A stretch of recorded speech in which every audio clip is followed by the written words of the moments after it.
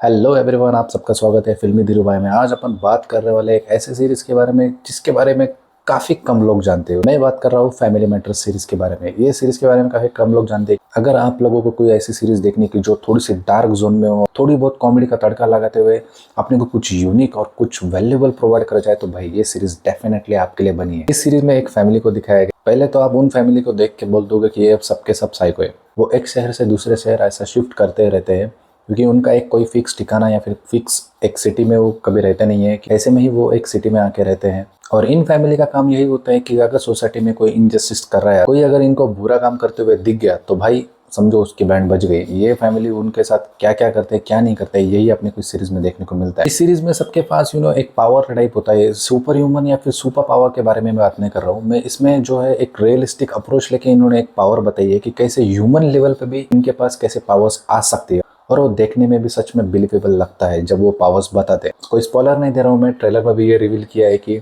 उनकी जो मदर होती है, जो माँ होती है घर की, उनके पास ऐसी पावर होती है कि जो सामने वालों को हिप्नोटाइज करती है या फिर उसके ब्रेन में जाती है।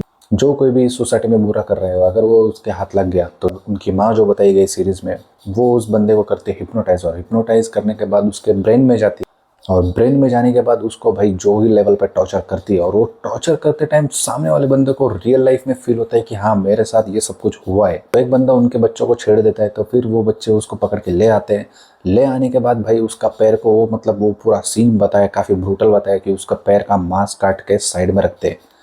उफ, काफी ब्रूटल था वो भाई। बंदे को ऐसा ही लगता है कि उसके साथ ये रियल में हो रहा है, जबकि वो हुआ नहीं होता है। वो हिप्नोटिज्म का पार्ट होता है, ना जाने कैसे, लेकिन अपनी कैरेक्टर उसके दिमाग में जाके ये थॉट एकदम फिट कर देती है कि भाई मैंने तेरा पैर का मांस काटा है, अब तू झेल पूरे जिंदगी भर। वो बंदा सही में उससे बाहर निकल नहीं पाता है। तो ये पावर होती है उसकी माँ की, और ऐसे ही उनके फैमिली के हर एक मेंबर के पास पावर होती है। उनको इतना एक्सप्लोर नहीं किया इस सीरीज में इतना कि बेटी के पास भी एक काफी अच्छी पावर है, उसके बेटे के पास भी पावर है। पावर इन द सेंस मतलब ह्यूमन लेवल पे एक पावर। उनके साथ कुछ तो ट्रॉमा या फिर कुछ तो मिस हैपनिंग हुआ है जिसकी वजह से उनके पास ये पावर्स आई है, या फिर इसके पीछे कुछ और रीजन है। यही अपने को इस सीरीज में देखने को मिलता है। जिसका मांस साइड में काट के रखा था, उसके पिताजी निकलते शहर के सबसे बड़े डॉन, तो हो जाता है बहुत बड़े लेवल पे पंगा। क्या वो डॉन इनकी बचा पाएगा कि यही फैमिली उनकी बहुत आखिरी लेवल पर बजाएंगी? यही इस सीरीज में देखने को मिलता है, और वो भी काफी खूबसूरती से। ये सीरीज सच में अपने प्लॉट और अपने स्टोरी लाइन के दम पे ये काफी डिफरेंट और काफी यूनिक सी नजर आती है।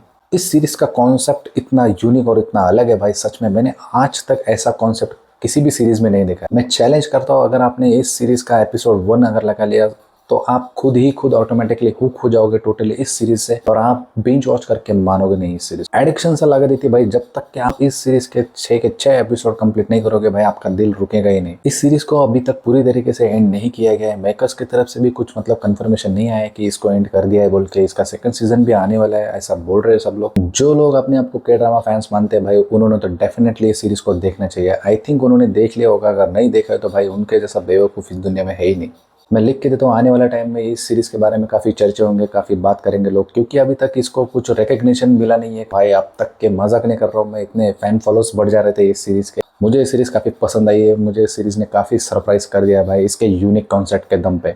बाकी इस सीरीज का स्क्रीन प्ले काफी टाइट है। 1 मिनट भी आपकी नजर इधर उधर होने नहीं देती है, काफी हुक करके रखती है, स्क्रीन पे बांधे रख। तो अगर आप इस सीरीज को फैमिली के साथ देखना कंसीडर करने वाले हो, तो मैं पहले वो वार्निंग दे दूं, ये फैमिली के साथ आप देख नहीं सकते, क्योंकि काफी ब्रूटैलिटी भरी पड़ी है इस सीरीज में। और उसी के साथ ही में एक सीन आता है, वैसा वाला सीन आता है, लेकिन वो थोड़े टाइम के लिए आता है। उसको स्किप करके अगर काम चल जाए तो चला लो भाई। मेरे रिकमेंडेशन पे आप जाके ये सीरीज देखो। अगर ये सीरीज आपको पसंद नहीं आती तो भाई कमेंट में आके गाली देके जाना, और मैं उस कमेंट को डिलीट कर दूंगा। मजाक कर रहा हूँ गाइस, लेकिन सच में ये सीरीज आपको काफी पसंद आने वाली। बाकी अगर चैनल को सब्सक्राइब नहीं कर रहे हैं तो प्लीज सब्सक्राइब कर लीजिए। ऐसे ही मैं आपके लिए यूनिक और कुछ तो हटके और कुछ तो डिफरेंट सीरीज लाते रहूँ। बाकी मिलते हैं नेक्स्ट वीडियो में। Till then bye.